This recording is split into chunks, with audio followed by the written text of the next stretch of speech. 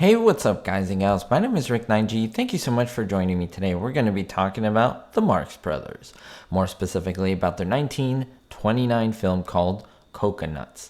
Now, it is a very funny movie. If you haven't seen it, you should definitely check it out. And remember, this movie was revolutionary for many reasons. Not only did it have the four Marx Brothers in it, it was pretty much their first film, all of them together, and it was essentially an adaptation of live theater. And so what was also groundbreaking about this was it was essentially the first big film that was produced with comedy, musical numbers, and so forth with sound, at least sound in terms of dialogue, versus a lot of the silent films that were more popular during the time and previously, of course.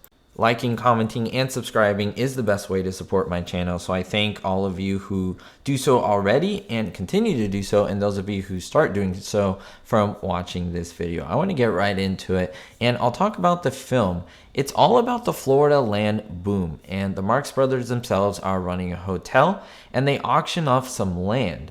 They're also trying to do many other crazy things, including trying to stop a jewel robbery, as well as going crazy and being their usual crazy selves, which the most iconic scene, arguably, in the movie is when we have Groucho and Chico, and they're arguing, and it's all the auction talk, right? Where they're saying, you bid him up, and you bid him up. And then the viaduct, just a really iconic scene in the movie. Now, most of the Marx Brothers films were made in Los Angeles, California, at least filmed there, but this one was an exception. It was filmed on a stage in New York City.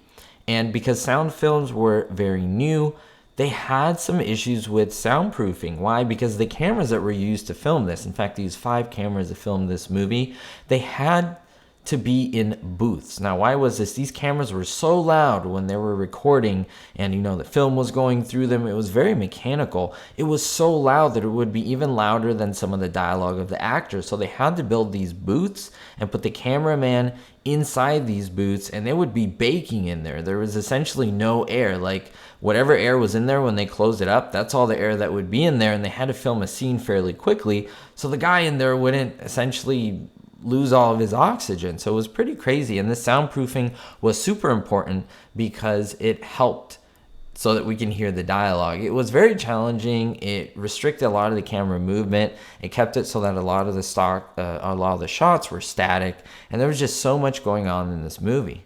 Now, the stage in which this film was filmed on was not soundproofed. A lot of the movie sound stages, TV shows today, they're 99.9% soundproof. You can have a jet engine go right above it, planes, trains, buses, and you can't hear it inside the soundstage because it's completely soundproof. Now, these weren't. So what did they do? A lot of these shots where they are filming the movie were done in the early hours of the morning to reduce outside noise and traffic so it wouldn't be listened to or heard while they were filming. And the scene that I want to focus on today is the one with Harpo Marx.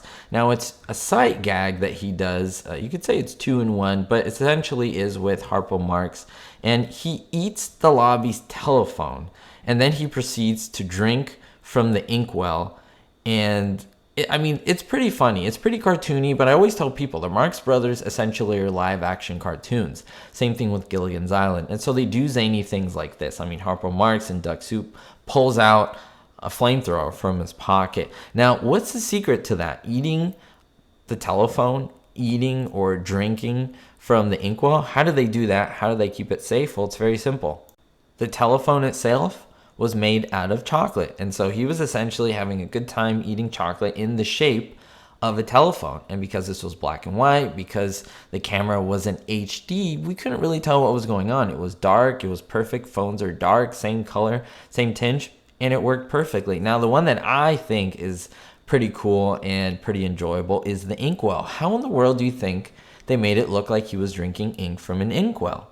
Well, 1929, Coca-Cola. Yeah, absolutely amazing to think that Coca-Cola is what Harpo Marx was drinking, pretending it was ink from an inkwell. And that would make him burp. That would make him have a very enjoyable scene. But to us, we kind of think, ooh, this is disgusting. He is drinking ink. But no, he was just drinking Coca-Cola. So I want to know if you knew these really cool behind the scenes facts. And I hope you're enjoying this. I hope you're enjoying the videos that I'm making as of late. I have so many more for you to enjoy. I will pick apart these movies, these Marx Brothers movies, Cocoanuts, Animal Crackers, and so forth.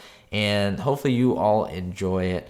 Let me know what you think in the comments down below. Your favorite scene in this movie. I'd love to hear it. We'll see y'all next time. Don't forget to stay positive, always better yourself, and most importantly, be hopeful.